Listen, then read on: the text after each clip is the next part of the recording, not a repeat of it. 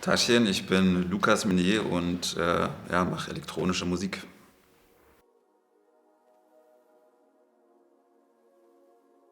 Äh, ja, da komme ich auf jeden Fall ins Grübeln. Aber ich glaube, wenn es was wirklich Außergewöhnliches ist, dann, dass ich verschiedene Charaktere zu Hause nachmache. Also ich imitiere, weiß ich, irgendeinen Norddeutschen, Bayern, Klaus Kinski. Ich achte sehr auch auf Mimik und Gestik von anderen, mag das auch sehr zu imitieren. Das mache ich dann beim nächsten Mal, wenn ich nochmal eingeladen werde. Aber ich glaube, meine Nachbarn denken, dass bei mir 10 Leute in dieser Einzimmerwohnung wohnen und nicht bloß eine Person, ja. Ja, also du schauspielst so Ja, ich steh ohne Scheiß, ich stehe vorm Spiegel und probiere dann quasi diese Rollen nachzumachen, ja, ohne Scheiß. Also, Hast du da irgendwie auch, also hast du noch einen Hintergrund, dass du immer noch Schauspielerin bist? mein Bruder hat, weiß ich nicht, da war ich 5, 6, 7 Jahre alt, hat er mir angefangen, Kurzfilme zu drehen. Also er ist Regisseur, hat auch viele große Werbedeals gemacht und so hat es, glaube ich, alles angefangen, ja. Bin ein bisschen quirliger, als ich aussehe, tatsächlich, ja. Nice.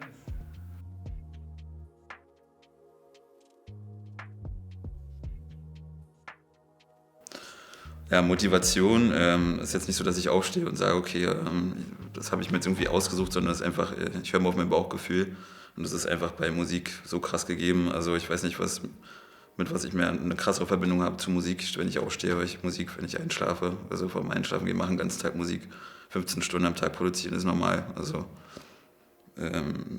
ja, da habe ich jetzt nicht so, das habe ich mir nicht ausgesucht, das ist einfach irgendwie mit der Zeit so entstanden. Externen Druck habe ich eigentlich bloß, wenn ich auflege, so vom Gig, dass ich mir so denke, okay, jeder hat irgendwie so eine gewisse Erwartungshaltung und externer Druck wird dann zum internen Druck, den ich mir dann selbst auch mache. Ansonsten, was Releases angeht, habe ich gar keinen externen Druck. Mache ich mir nur selbst, weil ich immer mehr, ja, besser werden möchte und ja, an meinem Sound feilen möchte. Aber ansonsten, extern habe ich bloß beim Auflegen eigentlich, also ich will nicht die Leute enttäuschen, die extra wegen mir irgendwo hinkommen oder sowieso da schon da sind und dann 25 Mark an der Tür lassen. Da muss dann der Abend schon stimmen, ja.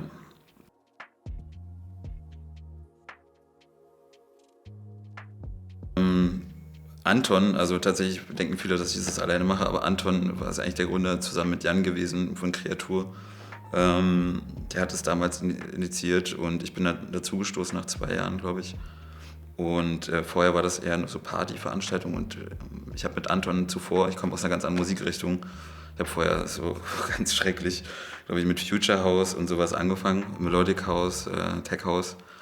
Und da hatten wir auch schon Veranstaltungsreihen, verschiedene und auch ein Musiklabel, das hieß Suspekt damals. Und ja, dann hat sich die Musikrichtung sehr, sehr schnell geändert. Und dann hatten wir Bock, was Neues zu machen und dann ist das so entstanden. Und primär glaube ich auch, weil ich, wenn ich Musik release, das nicht irgendwo beim Bravo-Hits raushauen will, sondern da muss das Cover auch schon stimmen und ja, irgendwie nach meinen Vorstellungen grundsätzlich sein. Ja, Generell ist auch alles self-made, alles, ja, natürlich, ja. alles guckst du drüber. Ja.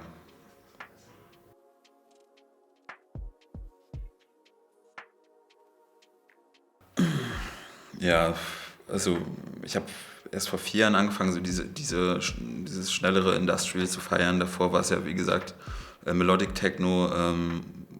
Aber was man halt sehen kann, dass dieser Trend ist, dass alles viel plakativer ist. Also es geht bloß noch um Performen. Du musst ja, eine Person des öffentlichen Lebens sein und kein Musiker. Also wenn früher der musikalische Hintergrund und auch die Produktion und das Auflegen wie 80% waren, dann sind es heute vielleicht 20, 30. Du musst dich besser vermarkten, die Videos sind wichtiger. Das kann man auf jeden Fall sagen. Dann diese ganze Rave-Edit-Geschichte, dass ganz viele ja, Monrose und Usher-Edits irgendwie auf dem Markt sind mit 170 BPM, was irgendwie gar nicht so meine Stilrichtung ist. Natürlich darf das alles da sein, aber das ist so ein ganz, glaube ich, so eine krasse, markante Veränderung in den letzten Jahren. Also es wird schneller, es wird ein bisschen, ja, viel, viel kommerzler, weil Techno ist, glaube ich, jetzt im Klimax angelangt, was das anbelangt. Ja, also dieses Instagram, TikTok-Game, das hat alles verändert und natürlich Corona durch diese ganzen Off-Raves. Aber ja, Edits schneller und auch ein bisschen plakativer alles. Es geht weniger um die Musik, finde ich. Ja. Wie bewertest du das? Ja, ich glaube, wenn man meinen Gesichtsausdruck dazu sieht, dann findet man da relativ einfach eine Antwort. Also ich finde, jeder sollte das machen, was er möchte. Aber ich finde immer, dass man den Grundkern der Musikrichtung vielleicht noch beibehalten sollte. Und was mich am meisten nervt, jetzt zum Beispiel diese Edits, ne? Dass ganz, ganz viele einfach so einen Hype bekommen für irgendwelche Tracks, die vor 20 Jahren produziert wurden. Also wenn jetzt Cry Me a River von Justin Timberlake, heißt er, glaube ich, ja ein Edit ist und da wird einfach nur eine Kick draufgelegt, wird ein bisschen schneller gemacht und dann kriegt das Ding 1 Million Plays in 2 Wochen und der Typ, der das Edit gemacht hat in 2 Stunden, hat dann auf jeden Fall diesen Riesenhype, aber hat dann künstlerisch sich selbst gar nicht dargestellt, sondern es basiert halt eigentlich auf einem ganz anderen Track. Und das finde ich, ja, für mich persönlich ist das, kann ich nicht mit mir vereinbaren. Sei denn, du hast was ganz Eigenes draus gemacht, zum Beispiel MAD, ich weiß nicht, ob ihr das kennt. Dieser Produzent, der hat 1, 2 Edits gemacht, die sind ziemlich geil, weil er seinen eigenen persönlichen Touch mit einbringt. Ja, aber BPM und so, das soll jeder machen, wie er möchte, aber für mich dann eher langsamer. Ja.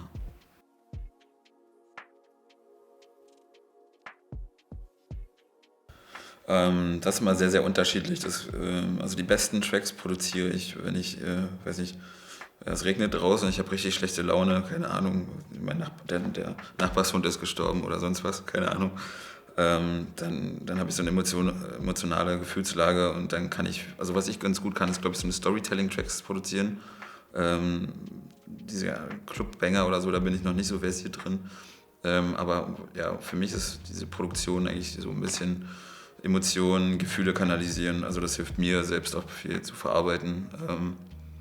Ja, das ist, also ansonsten, mir fällt es sehr, sehr schwer, diese Clubbanger zu produzieren, die so ein bisschen nach Schema F quasi aufgebaut sein müssen, damit die dann und so funktionieren. Das ist nicht so meins, aber der Prozess kann 2 Tage dauern, es kann aber auch 2, 3 Monate dauern, bis ich mal irgendwas hinbekomme. Aber primär zwinge ich mich immer dazu, irgendwie immer weiter zu machen.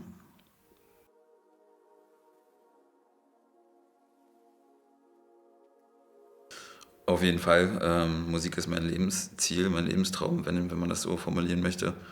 Wie möchte ich das machen? Ich mache einfach genauso weiter wie jetzt. Ich werde immer, also das ist ja das Ding, man kriegt manchmal gar nicht so sukzessiv diese Erfolgserlebnisse in dem, was man macht. Und ich glaube, der Unterschied ist, dass auch wenn man so Rückschläge hat, dass man einfach trotzdem immer dran bleibt, weitermachen.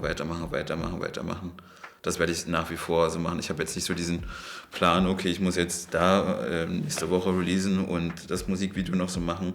Ich glaube, das Leben ist ein Fluss diesbezüglich.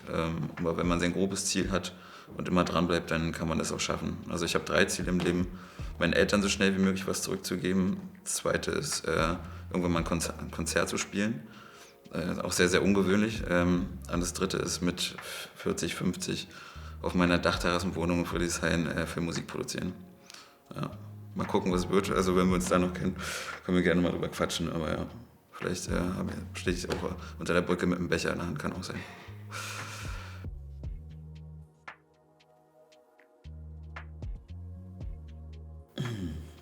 Also, ja, einerseits, wenn es um so Gigs geht und Auflegen und dass man seinen Wert kennen sollte, das ist essentiell wichtig, sich nicht unter Wert verkaufen, sich nicht verarschen lassen, dann auch wieder dranbleiben, wenn du da Bock drauf hast. Lass dich nicht niederschmettern von geringsten Widerständen, einfach immer weitermachen, das ist auf jeden Fall das Zweite. Und was habe ich noch gelernt? Ja, sich diesem Druck manchmal einfach nicht zu sehr zu widmen, so ein bisschen mal tief durchatmen. Letztlich, wenn man irgendwie so, bei mir ist es so, der Puls steigt, Adrenalin schüttet sich aus und primär passiert das ja, wenn man früher dachte, dass man stirbt, vom Säbelzahntiger weglaufen muss. Und dann denkst du so, ey, du bekommst hier gerade Geld dafür, dass Leute vor dir tanzen, so, und man macht sich so einen Stress, das ist völliger Schwachsinn eigentlich, ja. Also Druck teilweise nehmen und das Leben ein bisschen mehr genießen vielleicht. Nicht zu viel, aber